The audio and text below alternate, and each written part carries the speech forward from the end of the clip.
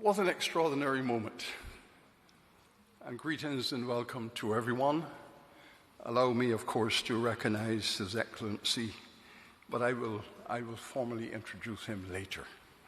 Suffice at this moment to welcome all of our ministers, Minister Johnson, Minister Morris, welcome to you both, and all of your governmental colleagues, all of my colleagues here at the UWI, all of our excellencies who are here, our students, and our friends and colleagues online.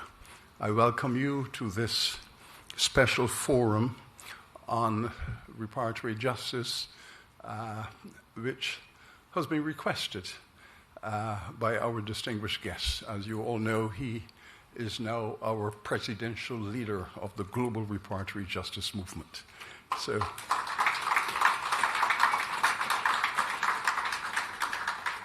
So we here at UWI, and I'm told I must specify which hat I am wearing.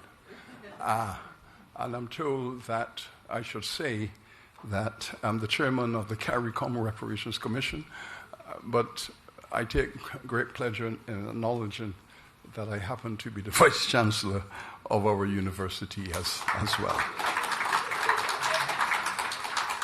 And of course, I was informed that our former Prime Minister, the Most Honorable P.J. Patterson, was going to be here, and maybe he's not here, but I know he wanted to be here.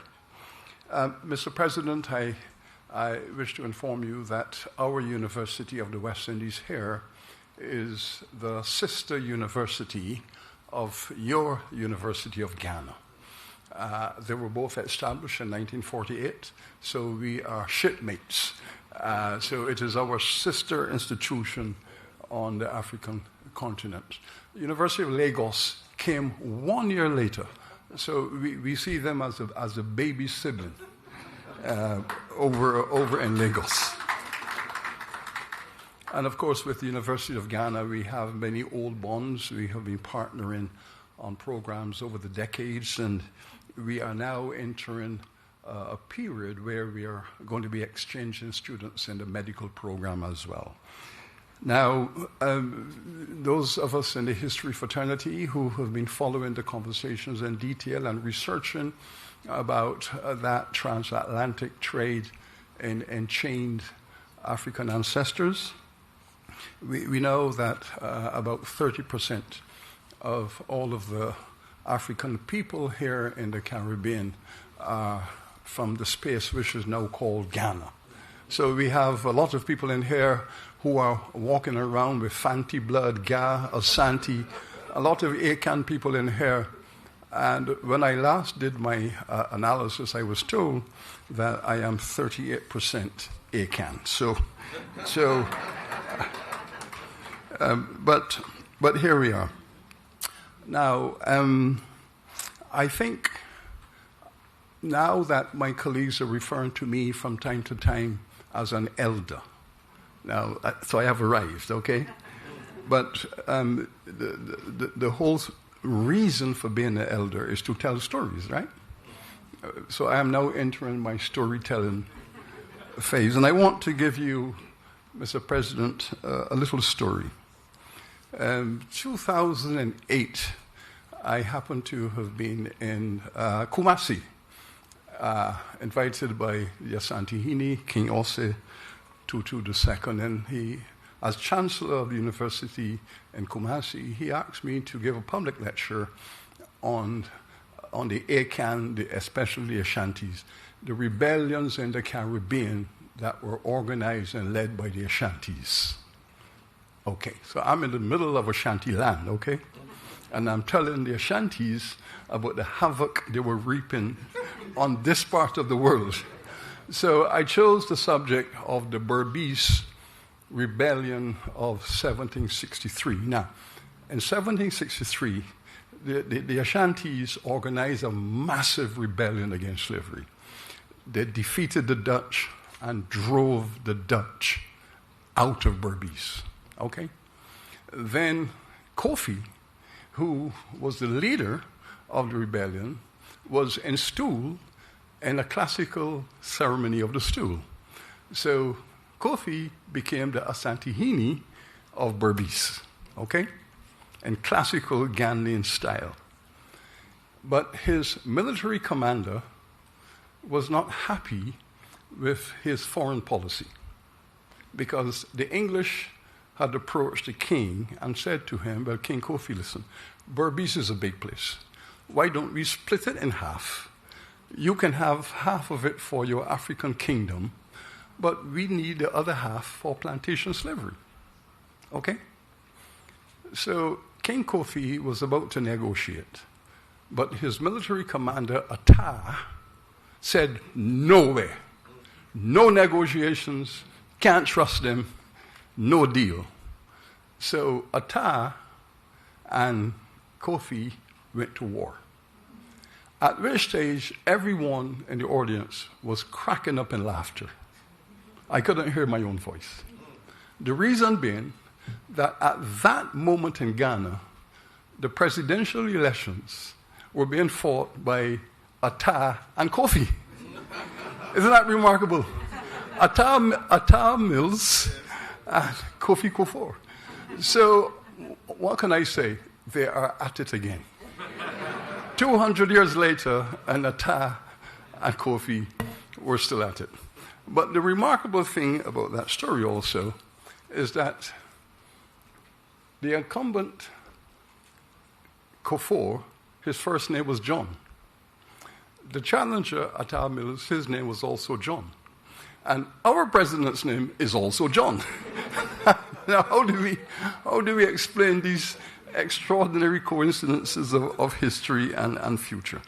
But I will tell you quickly about the order of the program. The program will begin with a presentation from our distinguished minister. Minister, we will invite you in a moment to please give your intervention. That will be followed by an intervention from Mrs. Lolita Davis, who will be representing Honorable Minister Babsy Grange. So you will follow seamlessly and give your presentation. Thereafter, I shall return to the podium to introduce His Excellency, who will make an intervention in his role as our presidential leader of the global reparatory justice movement. And we will hear from the President his views on what are the next steps that we must take in the global reparatory justice movement.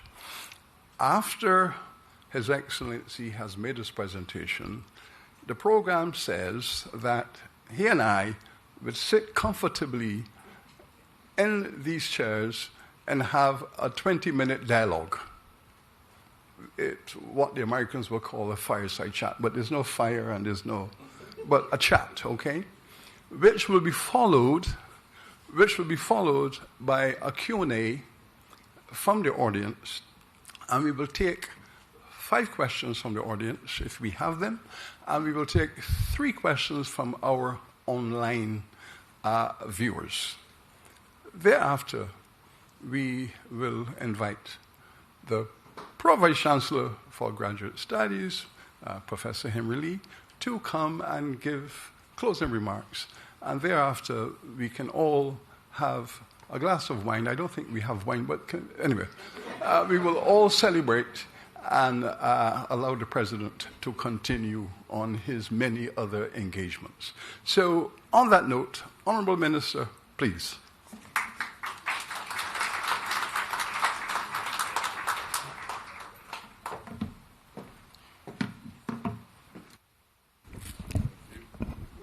I need to put on my glasses because I am getting older.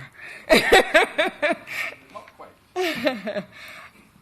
Your Excellency, John Mahama, President of the Republic of Ghana, Senator the Honorable Kamina Johnson-Smith, Minister of Foreign Affairs and Foreign Trade, Jamaica. And I usually say something right after it. and I'm not going to do it today, about how wonderful she is. The Honorable Samuel Blackwell, Minister of Foreign Affairs of Ghana, and who tells me that I am his relative. So I claim him as my brother. The Honorable Ernest Genfi, Deputy Minister for Defense, Mrs.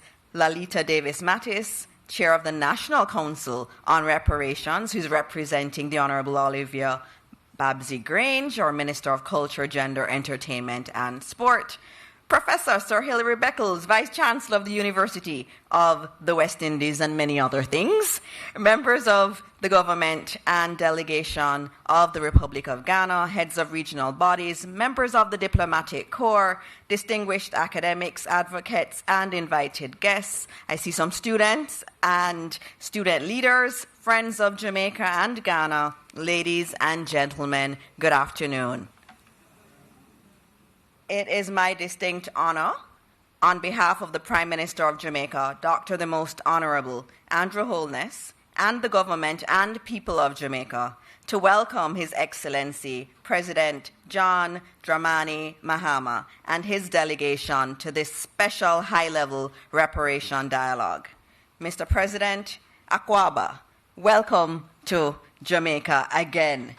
Mr. President, Dr. Kwame Nkrumah once spoke of honoring the depths from which we came. In that connection, we are aware of the impact of the philosophies and opinions of the Right Excellent Marcus Mosiah Garvey, Jamaica's first national hero and Pan-Africanist. And his influence was marked on shaping the vision for Dr. Nkrumah, who stated in his autobiography that, quote, "But I think that of all the literature that I studied, the book that did more than any other to fire my enthusiasm was the philosophy and opinions of Marcus Garvey, published by his wife," end quote. This enduring philosophical and spiritual connection is forever enshrined in the black star of the Ghanaian flag and symbolizes not only Garvey's initiative toward black enterprise through the Black Star Liner, but also African freedom, emancipation, and unity against colonialism. President Mahama, your presence with us today is deeply significant. Jamaica and Ghana are separated geographically by the Atlantic Ocean, but we are united by history, ancestry, culture, and a shared determination to build a future in which the dignity of African people is fully recognized and honored.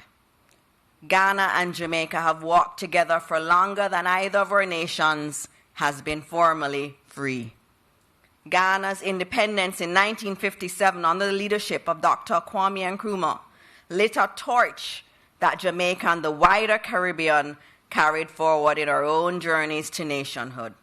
It was Jamaica and Ghana who, again, standing together, helped move the United Nations to designate 1968 as the International Year for Human Rights, and who worked jointly towards the convening of the International Conference on Human Rights in Tehran, initiatives credited with energizing the United Nations' entire human rights program. We've been at this for a long time. And it's important that our young students, the younger people here, understand this history and understand when we're talking about this state visit that it is a history that's deep and that we've been able to accomplish a lot together. For many Jamaicans, Ghana represents an ancestral homeland and the center of Pan-African thought, independence, and possibility. The bonds between our peoples extend beyond conventional diplomacy. Our bonds are bonds of blood, memory, identity, and common purpose. It is particularly fitting that we convene this dialogue during Jamaica's emancipation and independence season, a period in which we remember both the formal ending of chattel slavery and the achievement of political independence. Some question the purpose of today's conversation. Reparatory justice is about understanding how the past continues to shape present global inequalities and determining what must be done to secure a more just future. For the government of Jamaica, reparation concerns the restoration of dignity, the repair of communities, and the creation of fairer opportunities for our people. In our view, it must include serious attention to education, health, cultural renewal, economic development, technology, institutional capacity, and the ability of developing nations to determine their own paths. CARICOM's reparations framework positions this agenda as one of justice, healing, and development. The recent strengthening of the regional reparations program demonstrates that the Caribbean remains committed to sustained engagement with those states and institutions that benefited from the transatlantic trafficking and enslavement of African people and the genocide of indigenous peoples. That continuity has been renewed with great purpose in recent times.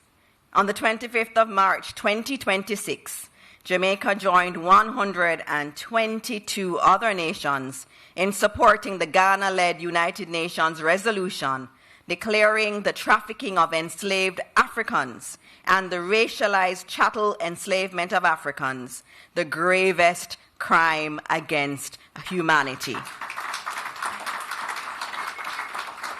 This was a resolution informed in part by the scholarship of our own historian, Professor Vereen Shepherd. Weeks later, Jamaica stood with Ghana again at the Next Steps conference in Accra, where the Honorable Olivia Grange led our delegation in adopting the Accra Next Steps commitment on reparatory justice, and where gifts were exchanged between our governments. This included paintings of the African village at Seville St. Anne, which stands as a small but sincere symbol of friendship that spans the Atlantic. Today's dialogue also takes place against the backdrop of a landmark development in formal relationship between our two countries. At the third session of the Ghana-Jamaica Permanent Joint Commission for Cooperation held in Accra in May of this year, led by our wonderful Minister of Foreign Affairs, Kamina Johnson-Smith, and our new brother, my new brother, Minister of Foreign Affairs of Ghana. And at that meeting, both our governments agreed to amend Article 1 of the 2005 Agreement on Cooperation in the field of arts and culture, broadening it to expressly encompass entertainment and the creative industry, and most significantly, the pursuit of restitution, repatriation of cultural property, and reparatory justice as shared national commitments. Education is central to this work. We cannot repair what we do not understand, and we cannot secure justice when generations remain disconnected from their history. Our schools, our universities, and our cultural institutions must continue equipping our young people with an honest understanding of the forces that shaped the modern world, while also teaching them about the resistance, ingenuity, and achievements of African and Caribbean peoples. Dialogues like this is very, very important, and I see it missing in our schools, and as Minister of Education, I will have to work even harder to ensure that our young people, so many of them feel unmoored. They feel like they're just drifting, and it's because they don't have a deep sense of their identity, and it's not deeply rooted. And that's what conversations like this, if we can drill it down to our younger people, we can move our countries forward. I have to acknowledge the University of the West Indies, who has been a central player in this mission and is important to the international reparations movement through its scholarship, advocacy, and institution building. Professor Beckles, I'm proud to be able to unequivocally say that the UWI has helped to move reparatory justice from the margins of public discussion to the center of regional diplomacy. Congratulations. Ladies and gentlemen, President Mahama brings an immense wealth of experience and sustained advocacy to this conversation. His participation signals the seriousness with which this matter is being treated at the highest levels of political leadership. Mr. President, Jamaica is honored by your presence. We look forward to your reflections and to the dialogue that will follow with Vice Chancellor Beckles. We meet at a moment of active diplomatic significance. Jamaica is preparing to file its petition before His Majesty King Charles III, and we're deeply conscious of and grateful for the solidarity our Ghanaian partners have shown as that process advances. So, Mr. President, may today's engagement deepen the bonds between Ghana and Jamaica, strengthen the bridge between Africa and the Caribbean, and move us closer to a world founded not merely on acknowledgement of historical wrongs, but on meaningful repair, human dignity, and justice. Once again, on behalf of the Prime Minister, the government, and people of Jamaica, I extend a warm Jamaican welcome to you, President Mahama, and to your delegation. Thank you.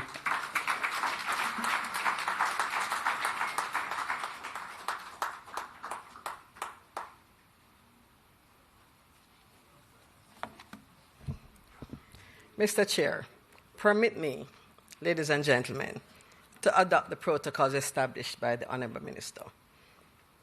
But let me also welcome the members of the National Council on Reparation Jamaica, as well as to recognize the officers of the University of the West Indies.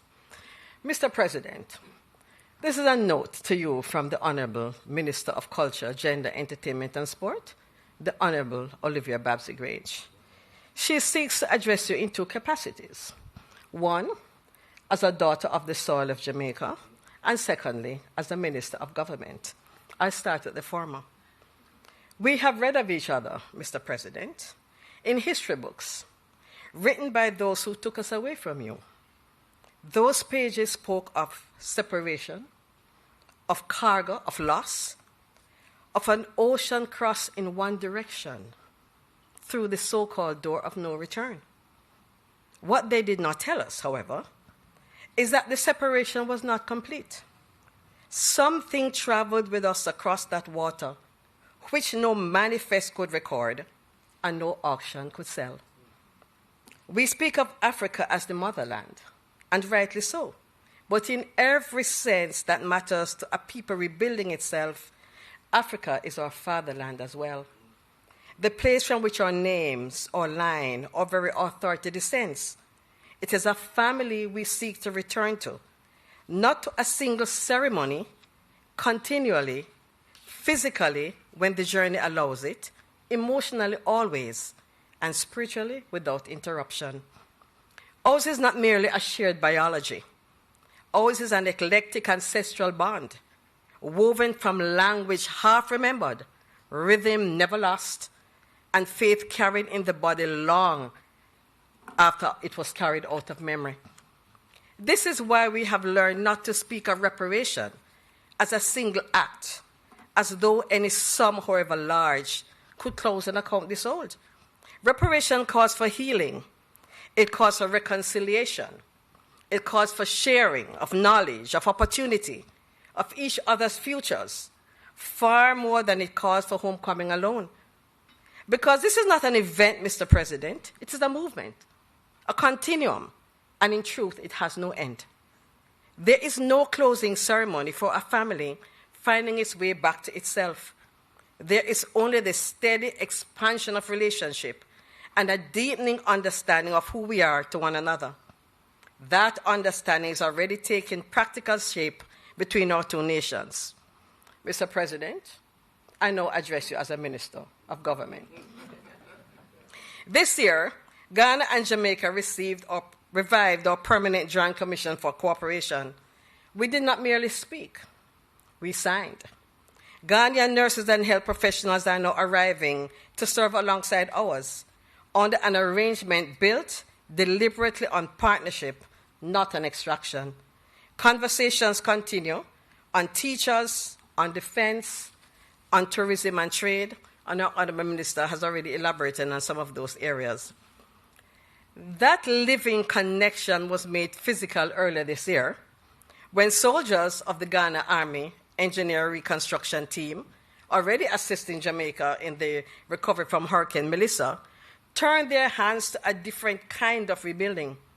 In just 12 days, on the grounds of the Civil Heritage Park in St. Anne, one of the very first places on this island to receive our ancestors, they raised 2 traditional African houses and an open cooking hearth, a gift from the government and people of Ghana.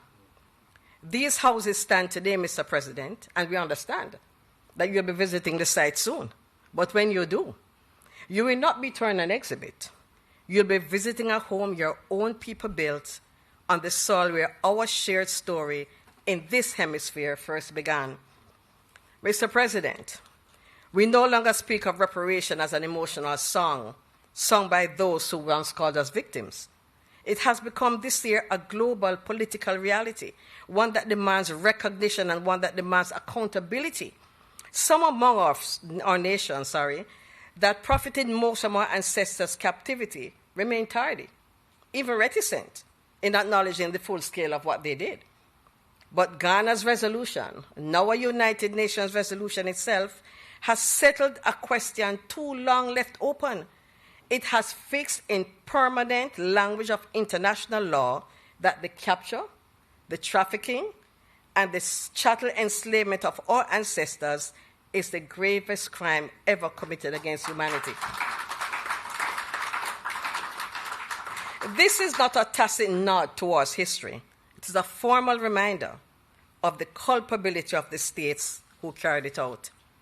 No longer may this crime be folded quietly into the general forgiving language of crimes against humanity and left there unnamed and unaddressed. It is a profound thing, Mr. President, that the land from which most of us descended has, like a faithful parent, begun to write the claim on behalf of its lost children. Children whose cries have carried over seas, over valleys, over mountains, for 400 odd years without answer. That answer is finally arriving. But let us be clear about what kind of moment this is. It is not a beginning or for parents began this labor long before we were born. It is rather a new beginning, the kind the prophet Isaiah described when he said, "Behold, I will do a new thing. Now it shall spring forth. Shall ye not know it? I will make a way in the wilderness and rivers in the desert." Mr. President, a way is being built. Rivers are rising in places we were told remain dry forever. It is for that reason that Jamaica received with deep honor the news that our own Prime Minister, Dr. the Most Honorable Andrew Holness, has been named to Ghana's newly established Global Advisory Council on Reparatory Justice alongside Prime Minister Myanmar Motley of Barbados, the veteran Reparatory Justice statesman Dr. Ralph Gonsalves, our Vice President, Professor Sir Hilary Beckles, Chairman of the CARICOM Reparations Commission, and Vice Chancellor of the University. That such a council, it now exists, political, strategic, and unapologetically global in its ambition, tells us that this movement has left the realm of sentiment and entered the realm of governance. Great things lie ahead of us. Great things lie ahead of us, Mr. President. A perpetual homecoming patiently awaits each and every one of us, and we will keep walking towards it. What we are witnessing is nothing less than the evolution of a people, a rebirth, a global reckoning whose time has finally come. Jamaica is honored to walk the road with Ghana. Akwaba, Mr. President. Jamaica is your home too.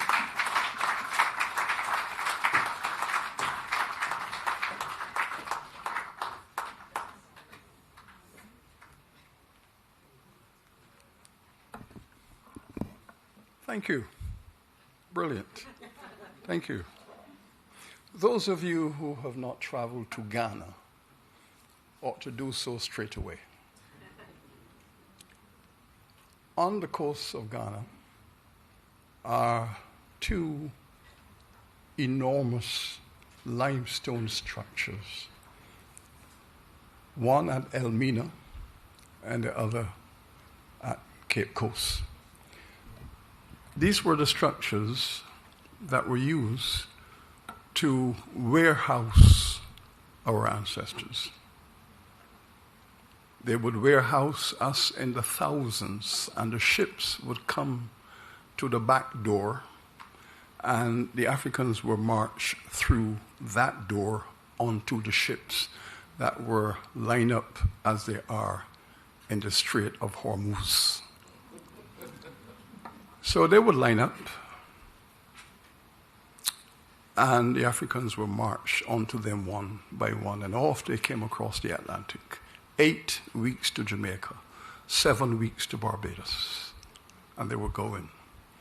Now, each of those warehouses, that door through which the Africans were marched onto the ships, was called the door of no return. Because once you were marched through that door, that was the end of that. A month ago, all of us, many of us here, were the guests of the president in Accra. And he welcomed us in a ceremony entitled The Door of Return.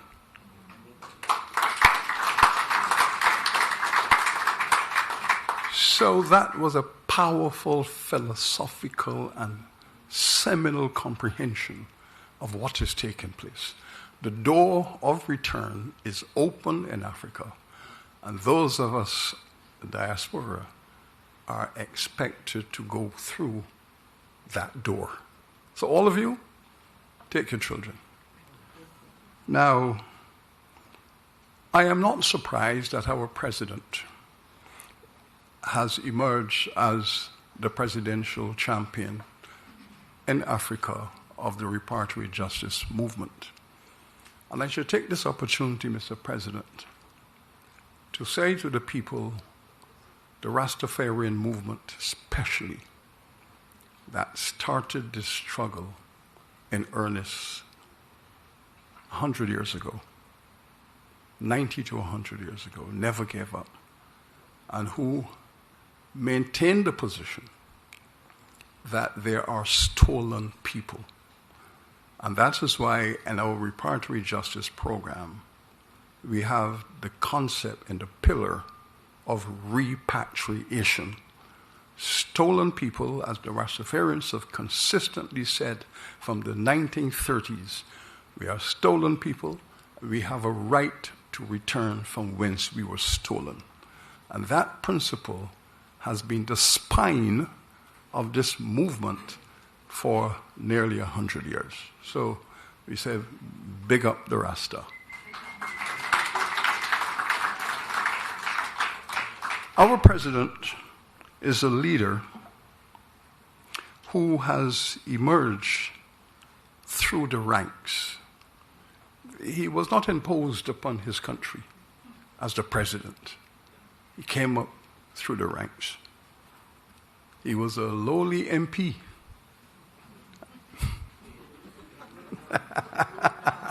Lowly MP, working hard for his country, in the vineyard, in the people, in the community, working hard.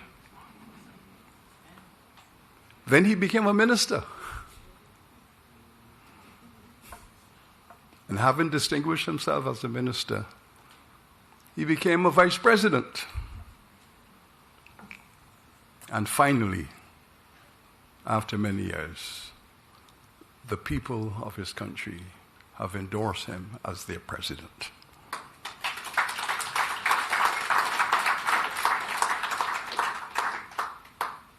Having recognized myself as an elder, he is a youngster because he was born after the independence era.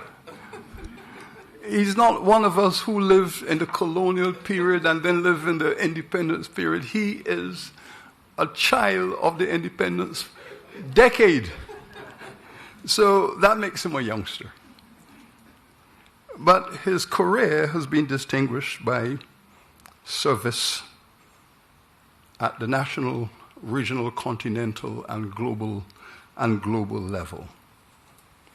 I first heard of him in action when he was presiding over the Economic Community of West African States. Then I became even more attracted to his thinking when he was an advisor to the Secretary General of the United Nations in the promotion of the campaign around the Sustainable Development Goals. And that made us shipmates, because I too performed that role for CARICOM with the SDGs, and the SDGs have been very close to us from then. But he's now Africa's and the global Africa's leading presidential voice on reparatory justice. In addition to guiding the African Union to agree that it shall form a joint orchestra with CARICOM so that all of global Africa can now speak with one voice on this subject. This is a seminal development. This is what we had all been struggling for decades, because we knew that so long as those enslaving nations saw CARICOM and Africa separately, that they could divide and rule us. And we fought decade by decade to see the moment when CARICOM and the African Union came together and spoke with one voice and proclaimed that from here on in, CARICOM and Africa will forever be speaking with one voice until this matter of justice is attained. So he's now our champion. And we were all standing behind him in celebration when he led the politics around the resolution that we won to declare, as you have heard, chattel slavery the gravest crime against humanity. This seminal achievement owes a great deal to our president's commitment, his oratory, and his effective intellect. I shall kidnap a few words from his speech and bring them into battle. This is what he said at the United Nations. I speak these words today not only for Ghana, but also in solidarity with the rest of Africa, the Caribbean, Latin America, and the wider diaspora. And indeed, all people of good conscience throughout the world. This resolution is a pathway to healing and reparatory justice. Who could not vote in support of that?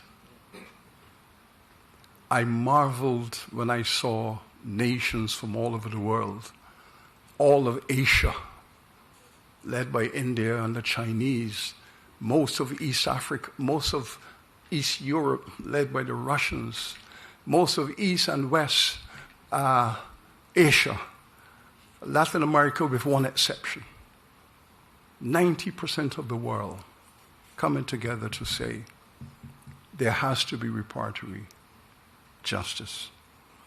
Ladies and gentlemen, since then, President Mahama has convened the Next Step Summit in Accra. That is why we were there, to talk about the next steps. It wasn't just an empty resolution.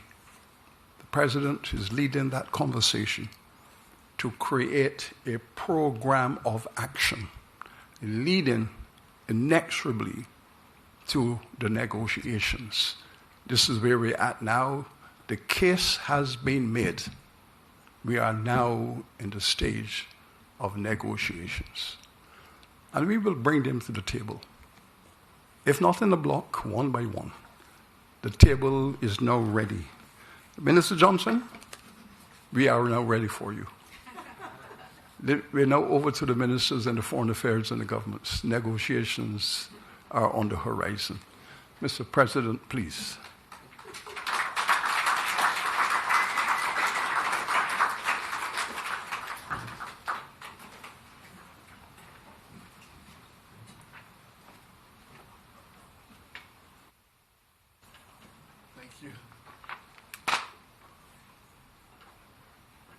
Thank you. Kindly resume your seats.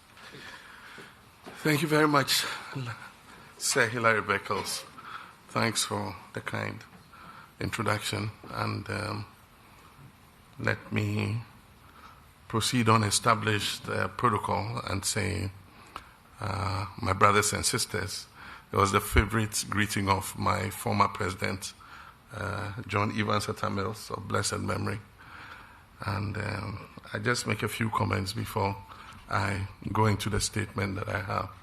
The first, that I finished the University of Ghana twice for my first degree and my postgraduate. First in 1981 and for the postgraduate in 1986. I was very happy to hear Sir Hilary speak about the twinning between the University of West Indies and the University of Ghana. I'm a proud alumnus of the University of Ghana, and so I bring you greetings from your twin university. I was there recently for a congregation ceremony for the conferment of degrees on the graduate students, and it was a beautiful ceremony in the Great Hall. I'm sure you've been to the Great Hall many times. The second is that you told this little story about the Akans on this side of the pond. And I can assure you they are the same people, no difference, on the other side. They hate to be dominated, very rebellious. And I studied history for my first degree. And if you study the history of the Ashanti, their first war with the British was sometime in the early 1820s, 1829, I guess, and it was called the Battle of Nsamanko.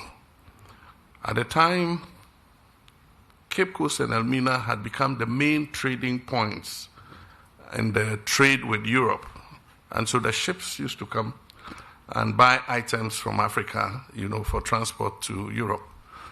And Ashanti controlled quite a good amount of commodities that were traded, especially gold. And so for many years, the Ashantis wanted to control the outlet that allowed them to control the trade with the Europeans.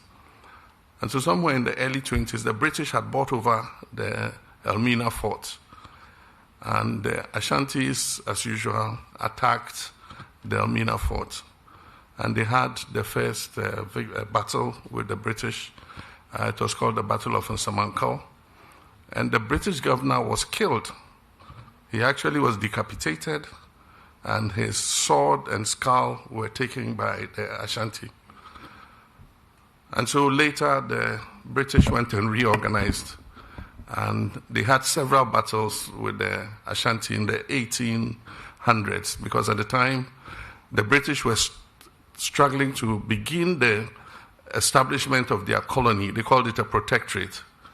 And so they had what they called the Sagranti Wars with Ashanti. Sagranti is Sir Garnet Wolseley, who was the governor of the British.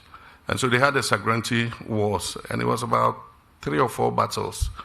But in one of them, they managed to enter Kumasi and set Kumasi on fire, and then they exiled the king of Ashanti, Sir Prempeh, to Seychelles, together with Yasantua, the queen mother who led one of the wars. And so I'm just telling you that it's very typical. And so don't be surprised at the history of the rebellions that took place here by the Ashantis. And you can tell from the anthropology, the similarity in terms of lineage, in terms of DNA, in terms of names, in terms of food. I mean, everything just shows the connection between Ghana and Jamaica. And so we're very happy to be here with you, and I thank Prime Minister Andrew Holness for the kind invitation to be with you. Additionally, I just want to add that it's not a privilege to request to be able to come back home to the motherland. It's a right.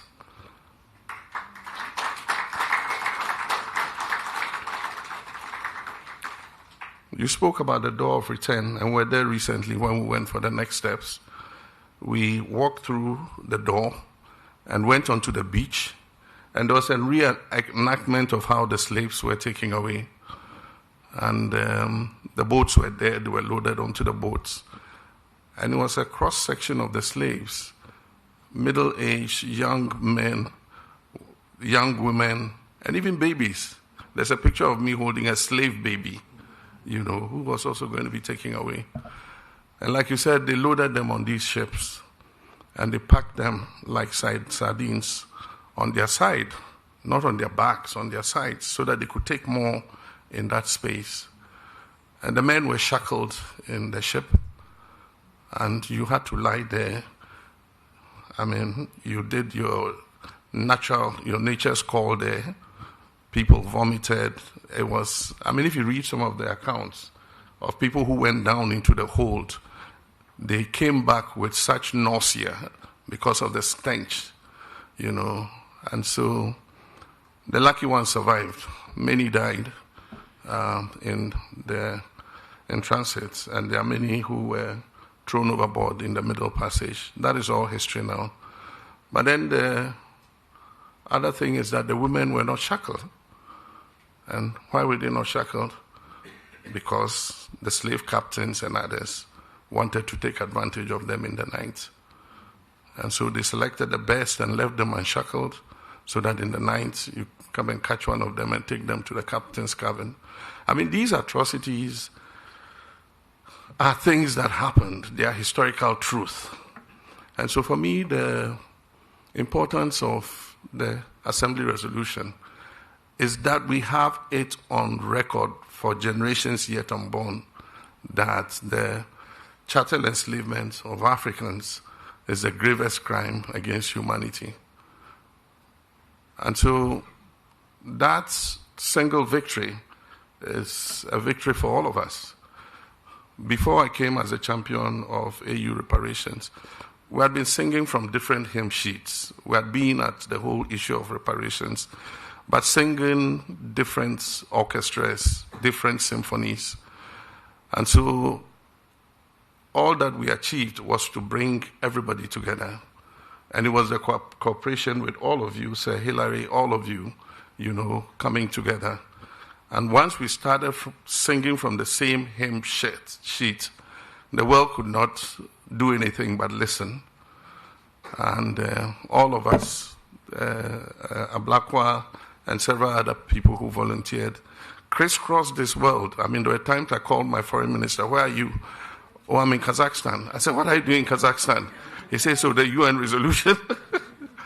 You know, I left him in Korea. The next thing I heard, he was in some out-of-the-way country. And I asked him, I said, "What are you doing there?" He said, "So that's the center of that area. If we get them to vote, they'll bring the others along." But, I mean, we're all happy that we hit that historic milestone. I believe that it serves as the platform for us to move that dialogue forward.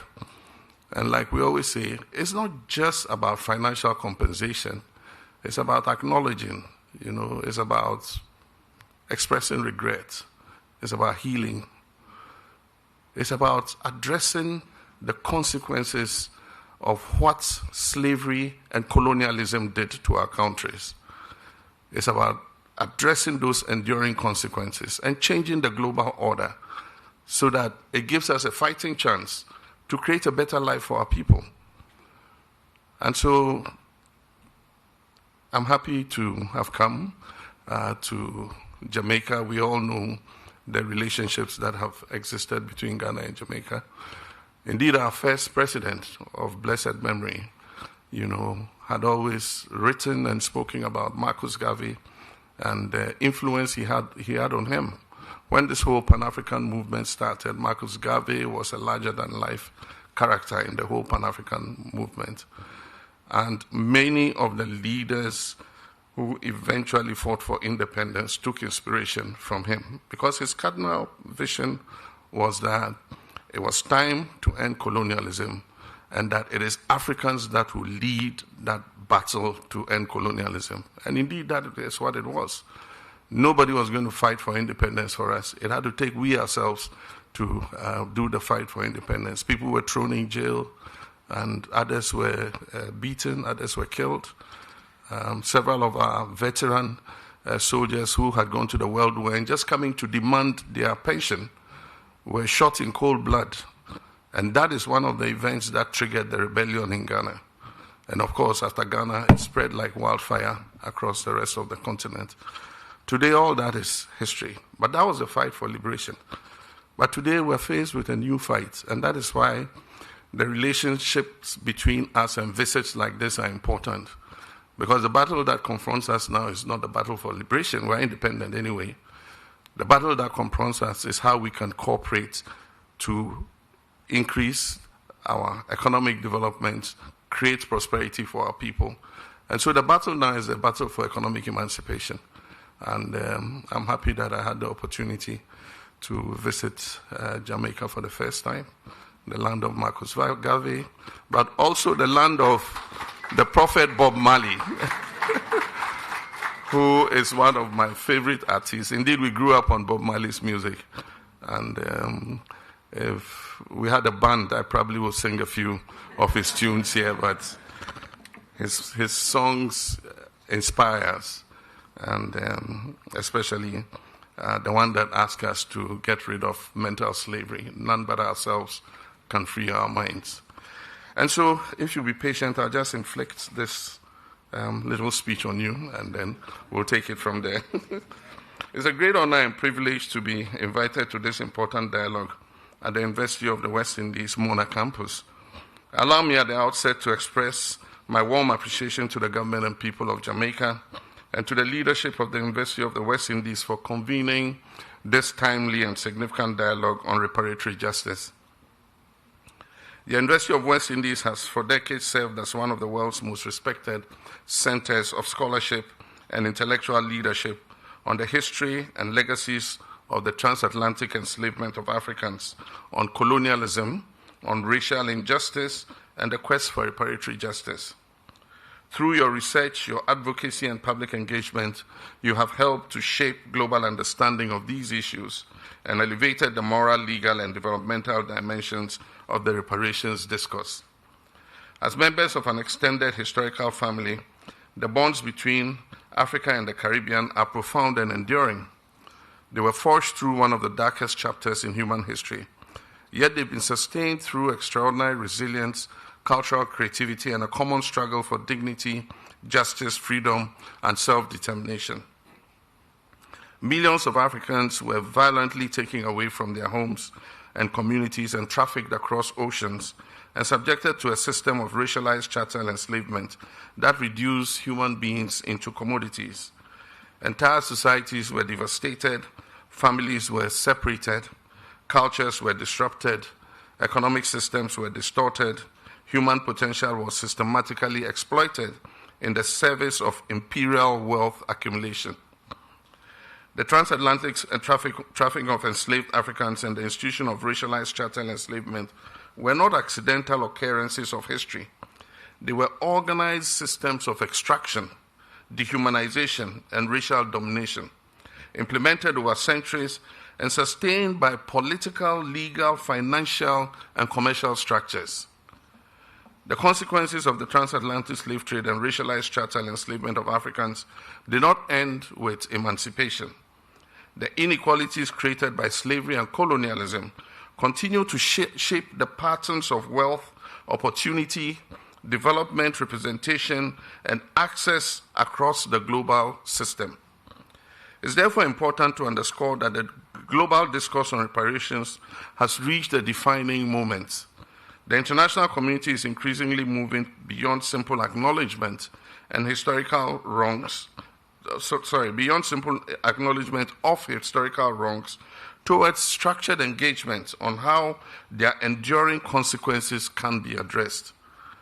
The central question before us is no longer whether historical injustices occurred.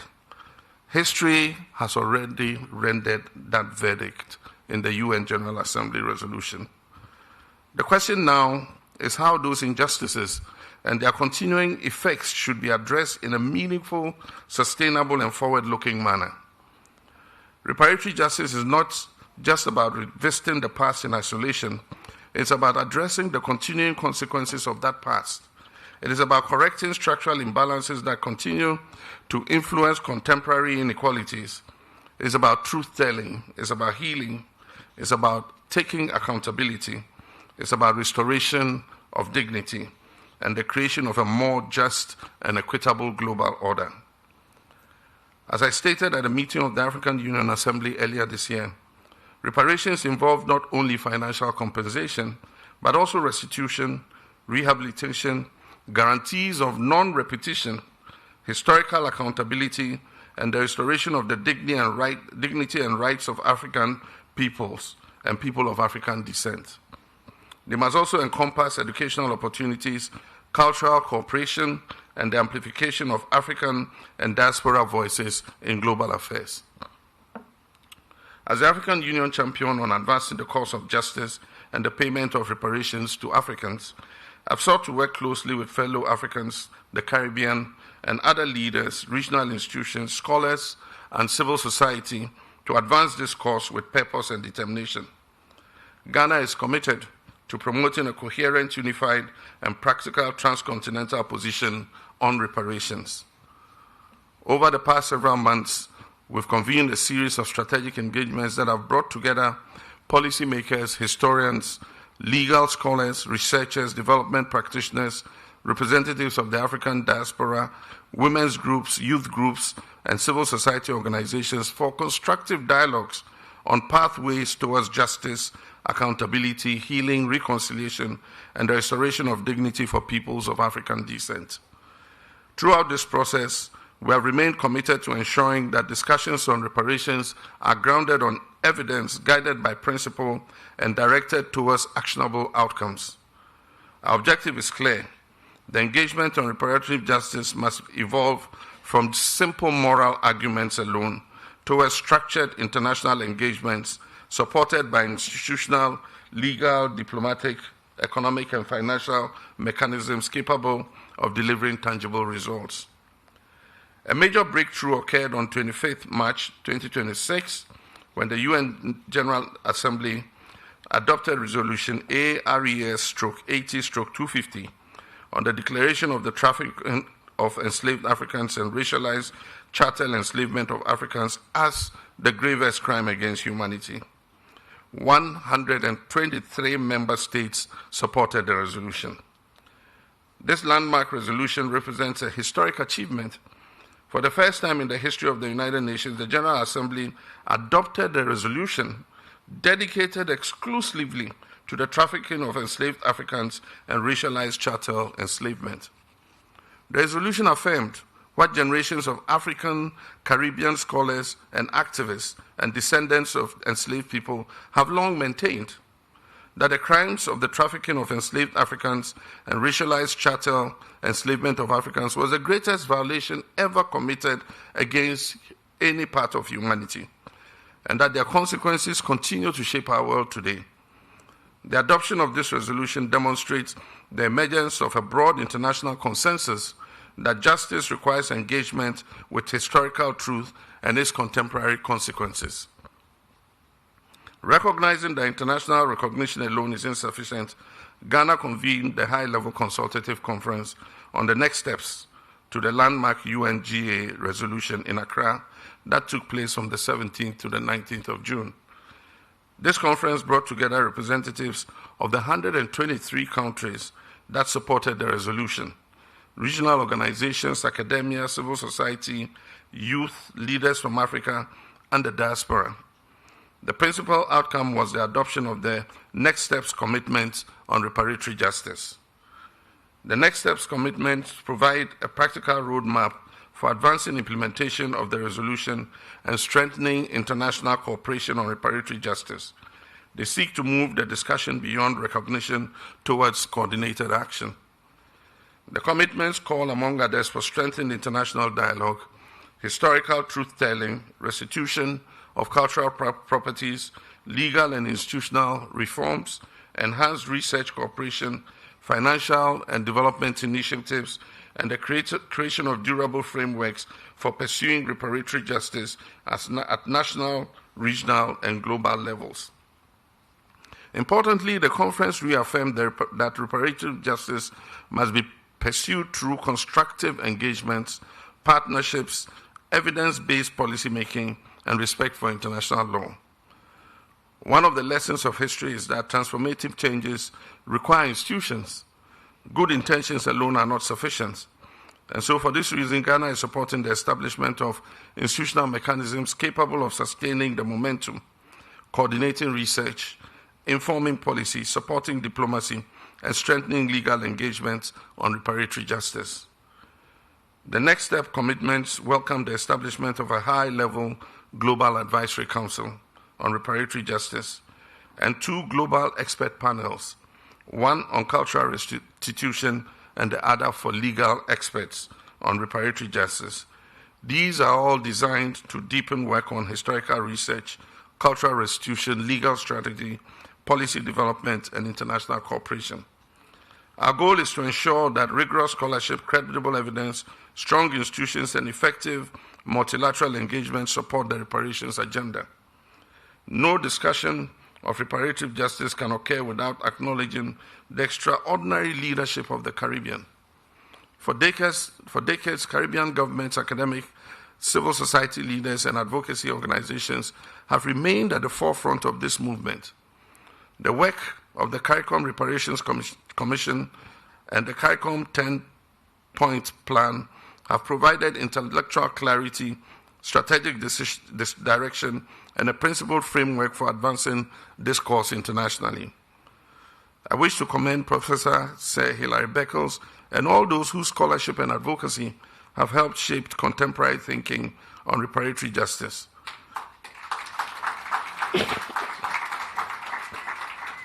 Africa recognizes and values your leadership. Today, the convergence of African and Caribbean perspectives presents a historic opportunity to us. Together, we can build a unified and credible global position based on our shared history, our shared values, and our shared aspirations. African-Caribbean collaboration must therefore continue to expand across the following fronts. 1, coordinated advocacy in multilateral institutions. 2, joint historical and legal research. 3, academic exchange and knowledge production. 4, cultural cooperation and heritage restoration. 5, diplomatic engagement. 6, youth engagement and civic movement mobilization. And 7, development partnerships rooted in mutual respect and shared prosperity. Strengthening our partnership will enhance visibility, legitimacy, influence, and momentum for reparatory justice worldwide. The expectation of Africans and people of African descent continue to grow. Across Africa, the Caribbean, Americas, Europe, and beyond, there's an increasing call for action, accountability, and measurable progress. Our responsibility is therefore clear. We must translate dialogue into concrete outcomes. We must develop credible implementation mechanisms, explore sustainable financing approaches, and strengthen legal and institutional frameworks. And we must ensure that engagement remains constructive, practical, and inclusive.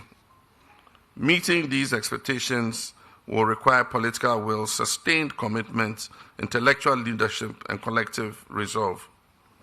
History cannot be undone, but its consequences can be addressed. The injuries of the past cannot be erased, but justice can help to heal them. And through deliberate, coordinated, principled action, we can help create conditions for a more equitable future. As I conclude, permit me once again to commend the University of West Indies for convening this interaction. Let us continue to deepen our conversations. Let us strengthen the partnership between government, academia, civil society, and the African diaspora. And let us build upon the foundations laid by generations who refuse to allow truth to be forgotten. And let us approach the future with confidence and determination. I firmly believe that with unity of purpose, clarity of vision, and sustained international cooperation, meaningful progress on reparative justice can be achieved for present and future generations. I thank you for your kind attention.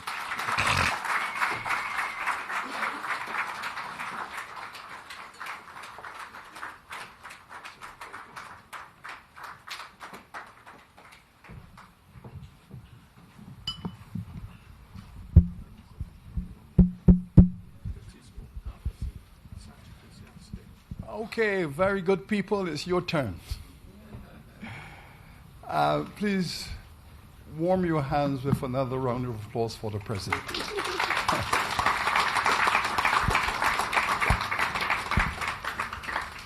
Mr. President, I was very intrigued by where you landed your presentation, that this reparatory justice movement that we've all committed ourselves to is it's not only about us. It's about the future of humanity. When we listen to some of the language in global politics, and when we hear things like, well, to solve this political problem, the nuclear option is still available. Just to imagine you're listening to political leaders speaking about nuclear war in an effort to solve a local political issue. And then we hear language just as obliterating the civilization. Yes. A people who have been building their culture for thousands of years, and you're going to have it obliterated. And then you realize that the mentality of genocide is still alive. So, Mr. President, we commit to this movement because we believe that it's a last chance for humanity to step back and say, listen, it's a human family, it's one planet, somehow we have to find a way to share it, but this jumping over the cliff with nuclear wars and so on is madness. So, Mr. President, so you can elaborate on that for us, sir. Yeah, thank you very much. I guess you've said it all. If you look back, we had the arms race and East-West, the Cold War, the Iron Curtain. And with time, indeed I was in the Soviet Union at the time Gorbachev became the leader of the Soviet Union. And he began the whole idea of perestroika, glasnost and all that. And with time, the Berlin Wall came down, and West and Eastern Europe, virtually took down the Iron Curtain. It was a time of hope. Yeah. It was a time of excitement. And we said that with the arms race over, the nuclear dividend will provide enough resources to develop the whole world. Yes. I look back today and I think we're overly hopeful. Yeah, the world still has those extremes. If you see what's happening in Palestine, in Gaza, the genocide of the Palestinian people. Today, if you see what is happening on the West Bank, people who have long settled on ancestral lands, they've lived there for centuries. Suddenly, somebody comes and says, you should move from your land. And then they bring a bulldozer, bulldoze your house. And then the Israeli Defense Force comes and fights on behalf of the aggressor. Look at the meat grinder between Soviet Union and Ukraine. Young people march to their deaths. And then again, Iran and US and Israel. And so it's disappointing. But for those of us who believe in a free, democratic world where multilateralism is still important, we must not lose hope. This is a time we should even come closer together. There are those who would want to disrupt the multilateral system so that they can run roughshod over everybody. The mightiest or the strongest rules. I mean, look at the recent slapping of tariffs on everybody without negotiation. Even some most benign countries like Canada. Canada is virtually like America's sidekick. And it's like a small brother who follows his big brother. And the kind of tariffs that are being slapped on Canada, I said, what did Canada do? Canada is your natural ally. Europe is your natural ally. It is the formation of the North Atlantic Treaty Organization that has given the kind of influence that America wills. And suddenly you say NATO, I mean, you slap tariffs on NATO. I don't know, it's a mad world now. But we're hoping that calm will be restored somehow. We'll be cured of our mental illness, and calm will come back to the world. and Mr. President, I made reference to the Strait of Hormuz, but if you look at images of those ships backed up in the strait trying to get out with the energy, and if you look at paintings and drawings of the slave trade in the 18th century, I mean, there are thousands of magnificent sketches in archives of the slave ships lined up outside of Elmina and Cape Coast, hundreds of ships lined up trying to collect their cargo and get out across the Atlantic. And the similarities in the imagery is really quite striking. What is also striking about those images of 200 years ago and today is the notion that, well, today energy is a source of production, and it's the oil. But 200 years ago, the energy, it was us. We were providing that energy to the agricultural systems of the world, to the industrial systems, and we were the oil.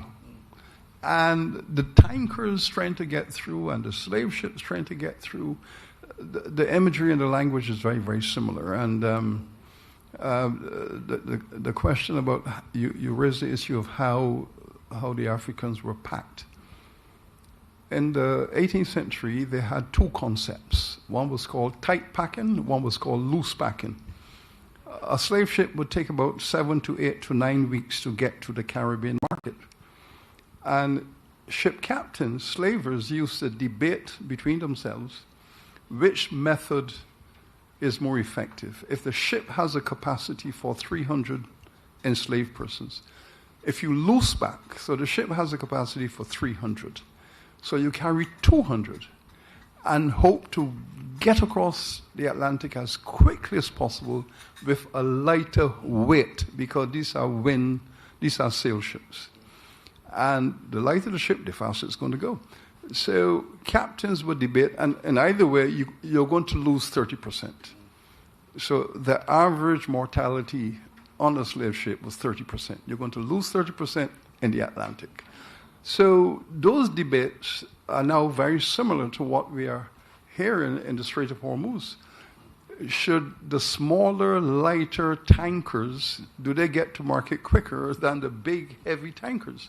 And it's a debate about efficiency, cost, and so on. For us historians, the language is so very similar.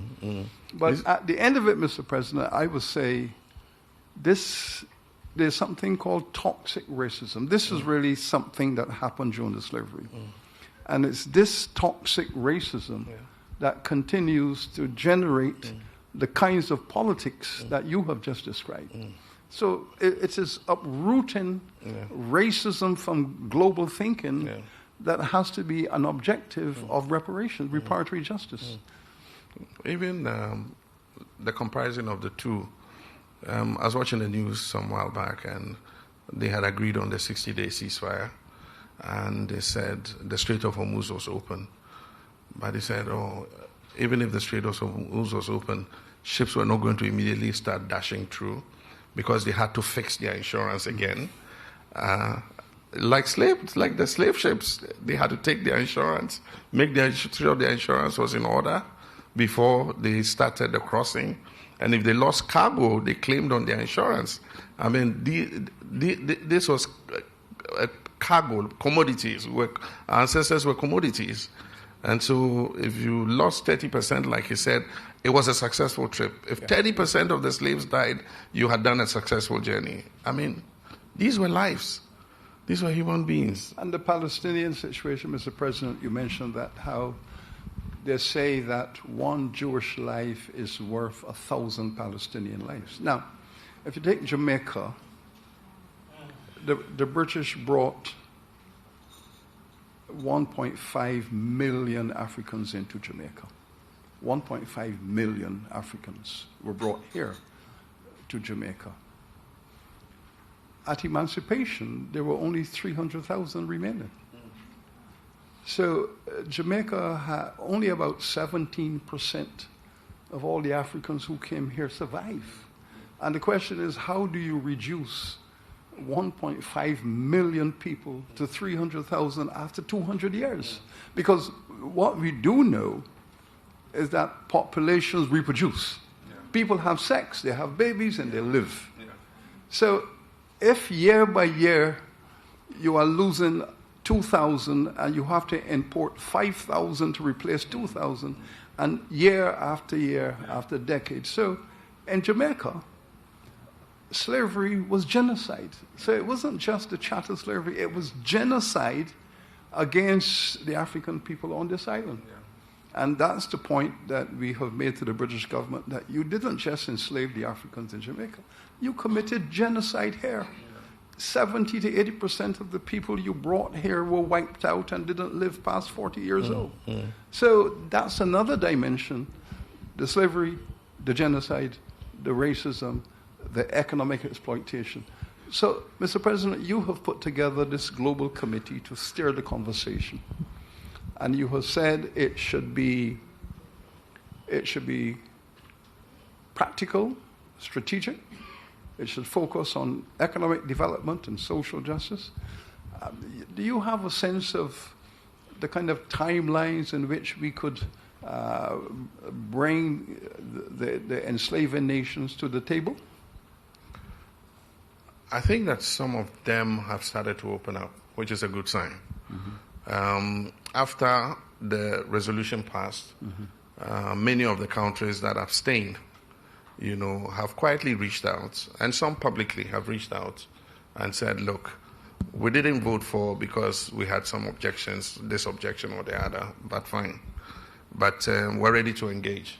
Mm-hmm. And so I do think that it has had a positive effect. I won't say that this is an event and that we're going to wake up tomorrow and they're all going to come and line up and say, yes, we apologize. Yes, we're going to restitute. Yes, we're going to return all artifacts. It will take time, but we must be persistent about it. We must work at it. We mustn't get tired.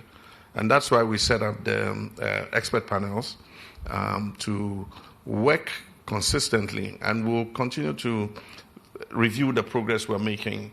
Of course, the legal committee would work out the legal pathways, and I'm pleased about the step Jamaica is taking, because that step is trying to use the justice system in England to make ask some questions, and I think that will trigger, something that is positive for the whole movement. And so I told Prime Minister Holness that Ghana completely supports Jamaica's move. We have many roads that lead to the same destination. And so this road Jamaica is taking must be fully supported. Yes, and those of us in the region fully support it also. In fact, I remember meeting Prince King Charles, and he said to me, Professor, it's a pleasure to meet you. And I put my hand on his shoulder and I said, Your Royal Highness, I wish I could say the same.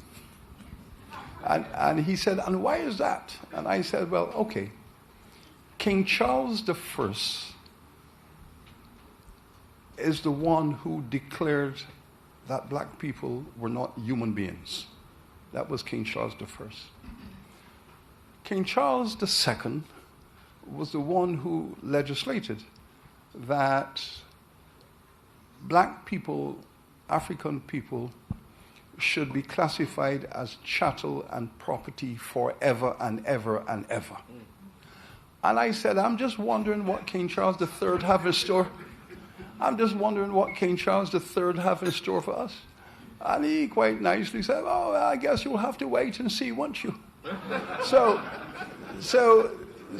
we are expecting him to come to Antigua and Barbuda for the Shogun. And we are expecting that he will bring good news. Isn't that correct, Lolita? We are expecting that he will come.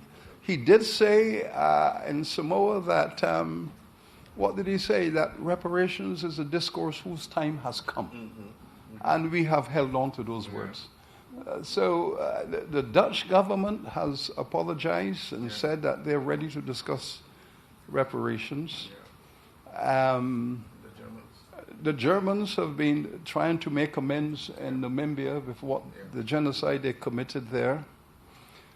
The French President Macron has made a few statements, but it is hard to take his statement seriously until he addressed Haiti.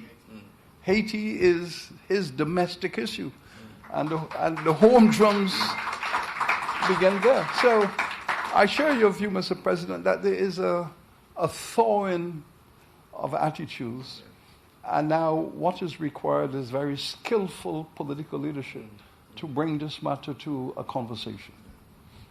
And if you read the anthropologists of the time who created the framework for people's conscience to sit easy when it came to slavery, was that we had all developed together as part of the human race, but at a point our developments stalled, and so we're a bit subhuman, than the other races.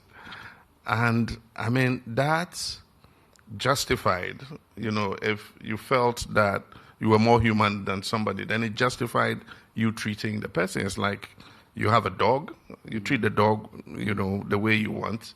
And so it's sort of kind of justified some of the actions that took place. But you must also look at the dimensions where these were Christian nations, and so they had to make sure that their souls were not going to damnation because of slavery.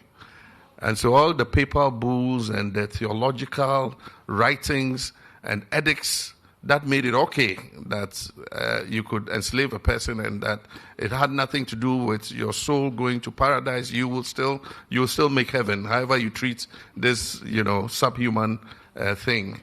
And that's how come the churches also got involved.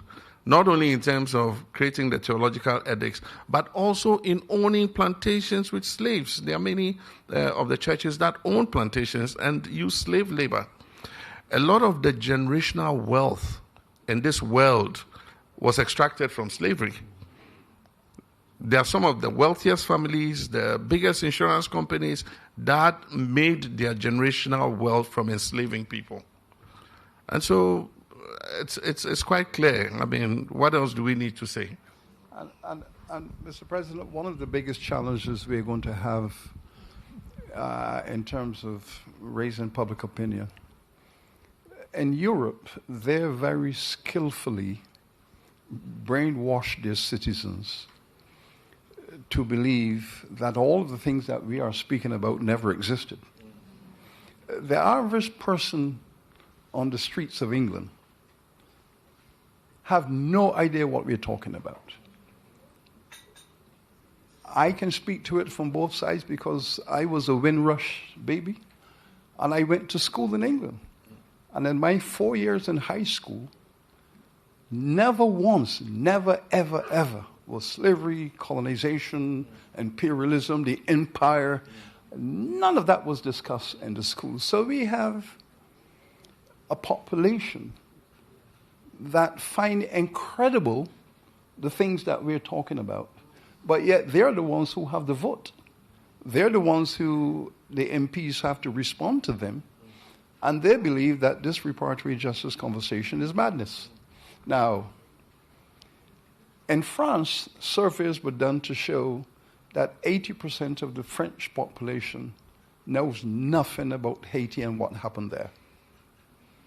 In Africa, what they have said to us, they said, well, to the extent that there was slave trading, we didn't go to Africa and kidnap people and enslave them. We bought them from the Africans. And they pushed that narrative down the throats of their own citizens. And even in the Caribbean and the diaspora, the educational system allowed black people to believe that they were sold by their own people. Now, it's an enormous uphill task to liberate the archives, because those of us who have spent our adult lives in the archives, I have a file that is about 6 inches thick with correspondence from the British government. The government, Whitehall, sending letters out to Elmina to instruct the British military that the following chiefs are obstructing the trade, and you must assassinate them, get rid of them. So we have the data of the British government sending messages to Africa that any chief or those chiefs who have been, or kings who have been blocking and fighting against the trade, they must be exterminated. You mentioned how King Pompey was exiled to the Seychelles. In the case of Nigeria, one of the African kings was exiled to Barbados, Jaja, King Jaja of Apobo, for fighting against the slave trade, fighting against control of the oil trade, and they grabbed him and threw him into exile in St. Vincent and then in Barbados. So destroying the African leadership, destroying the African political leadership was so important to them.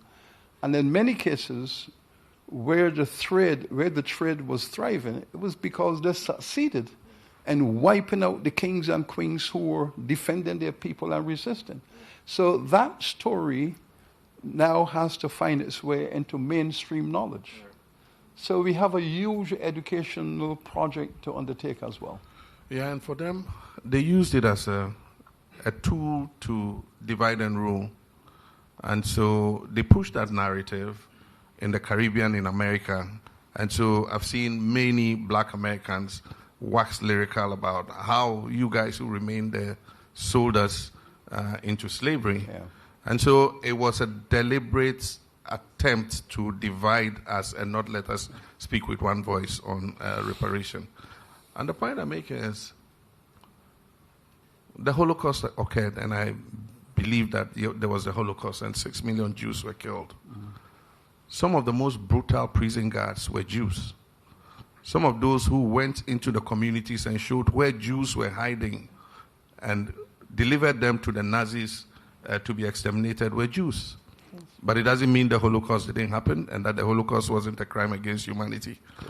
And so even the argument that Africans were involved in enslaving Africans does not stop it from being the gravest crime against humanity. Correct. And the point is, you must look at all the legal underpinnings. You must look at everything that was established to support the slave trade in terms of the insurance of the cargo and all that kind of thing, the auctions and all that. It was a very systematic trade. And so you cannot wish it away just by saying that some agents, whom you use as agents to bring you slaves as commodities, participated in it, and because they were Africans, then it means that the slave trade didn't happen. No, we reject that. Mr. President, there is a very strong correlation between the narcotics trade and the drug trade and the slave trade. Very strong parallels. You can start with realizing that the slave trade companies were some of the biggest corporations in the world. In the case of Britain, the Royal African Company was a huge conglomerate that owned hundreds of ships. It was a massive corporation. The royal family controlled most of the stock, but most of the British aristocracy owned the stock. This was a massive corporation. Today, these narcotics companies Some of them have more GDP, more capital, more cash. They have more armies than many countries.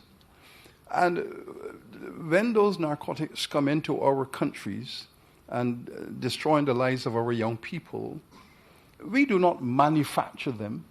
How do they get into our countries? So we do know that the only way they get into our countries is because a small percentage of our citizens facilitate them. And it was the same in Africa. A small percentage of the people facilitated. So what you have is a global crime, and you cannot have a global crime without a local partner. You always need one or two local participants to enable a global crime to happen. But you do not write the history and say that because there were a few corrupt local people, that the nation is involved. I have never heard anyone write or said that the United States government is a drug trading government. Have you ever heard that? No. Have you ever heard anyone say that Britain or France or Germany is a drug trading nation? You will never hear that. But the drugs go in. They get in. So we have to untangle all of those issues to illustrate that this assault on African people has to stop. And I believe the academics are the ones who need to stop it, because the academics are the ones who wrote that kind of history knowing that it was propaganda. So we have to deconstruct all of that. We have Professor Stanley Nair who's here. Professor Stanley Nair is the director of the Center for Reparation Studies. And our university is probably the only one in the world that has a Center for Reparation Studies. And all of that work that needs to be done now, we are going to task our center to reconstruct this history and this narrative, get rid of the mythologies and all of the dishonesties, and allow truth to emerge. Mr. Vice Chancellor, I am, with profuse apologies, obliged to say the President has a 6:30. Okay. And if we are going to ask our very patient and engaged audience to propose at least 2 questions. Yes. I am going to... Thank you for your intervention. Thank you so much. We were getting a bit carried away up here. So, okay, thank you, madam. That's why we love our women. Thank you. Can we have a few short, please no lectures, a few quick ones to the President?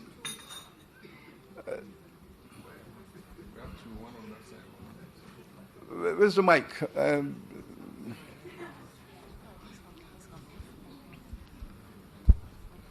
A few quick ones, okay? And then we will take a few online and we'll wrap up.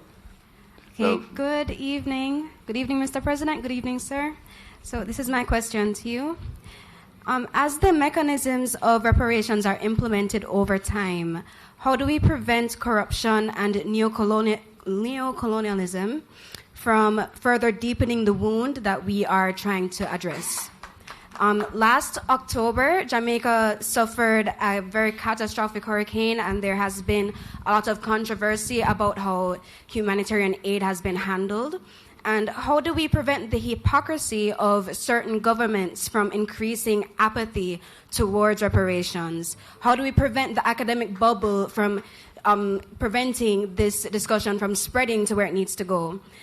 Yes, there's apathy as a result of a lack of accessible information, because we too have been force-fed lies that would absolve our oppressors of accountability. Thank you very much. Mr. President, would you wish me to say a quick response to that? Yeah, I think we should. It takes a lot of work. We should emancipate our minds from mental slavery.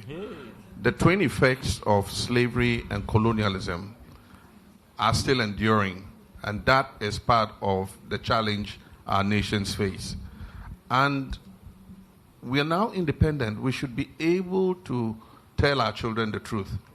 When I was growing up in primary school, the abolitionists were put as the most important thing that happened in the slave trade.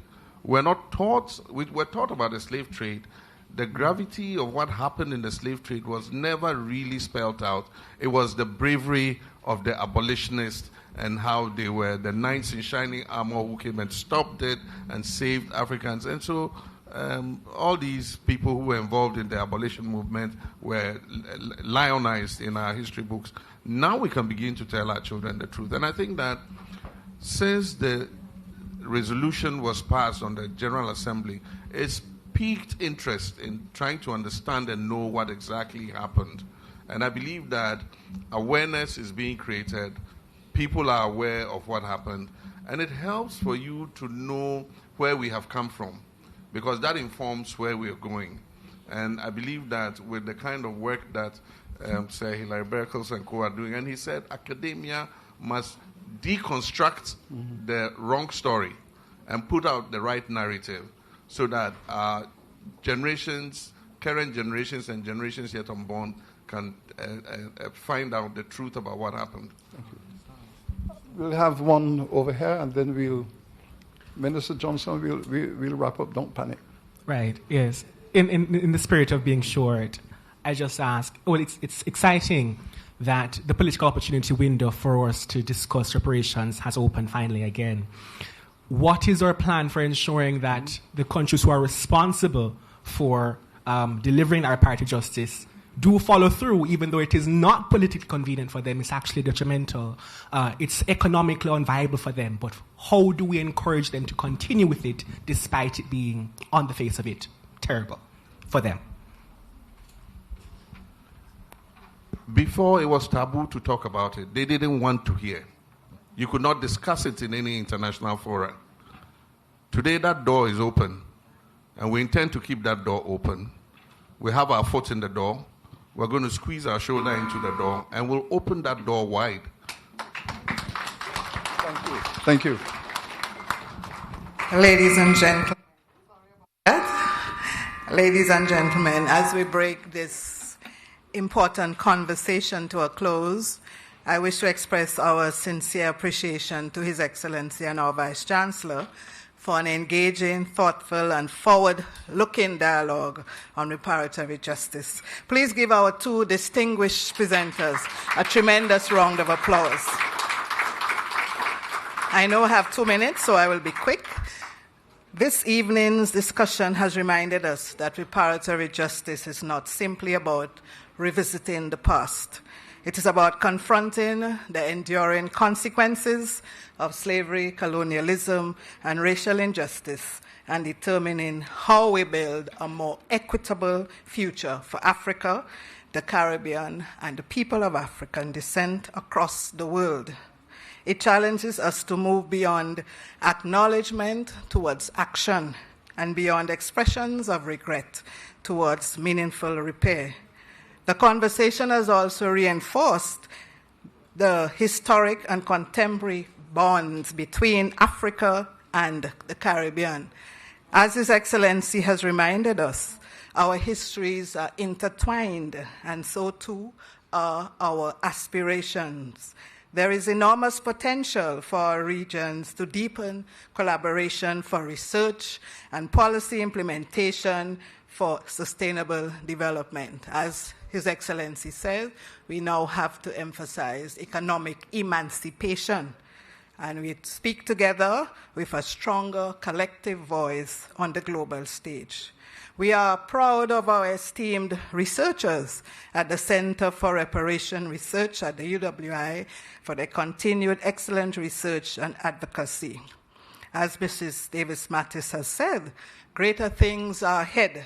The next phase of reparatory justice must be characterized by the implementation of practical and measurable proposals for repair, ensuring that the movement translates into tangible improvements in the lives and development prospects of affected communities. Your Excellency, your presence and your reflections have added significantly to this ongoing global conversation. We are deeply grateful for your leadership and for Ghana's important contribution to strengthening ties with the Caribbean and advancing the cause of people of African descent. To our Vice Chancellor, thank you for your leadership and for ensuring that the University of the West Indies continues to provide intellectual leadership on one of the most defining justice issues of our time. Thank you to our Minister and to Mrs. Davis-Mattis for the express commitment to preparatory justice. I believe, Minister, you have a tool here, this dialogue, a recorded tool for us to give our CXC students and our history students. Thank you to all our government and university staff who made this event a success. And to everyone who has joined us both in person and online, thank you for your participation and your engagement. Ladies and gentlemen, let us continue the dialogue and let's each and every one of us commit to advancing reparatory justice from aspiration to achievement. Greater things are ahead. Thank you, and I wish you all a very pleasant evening.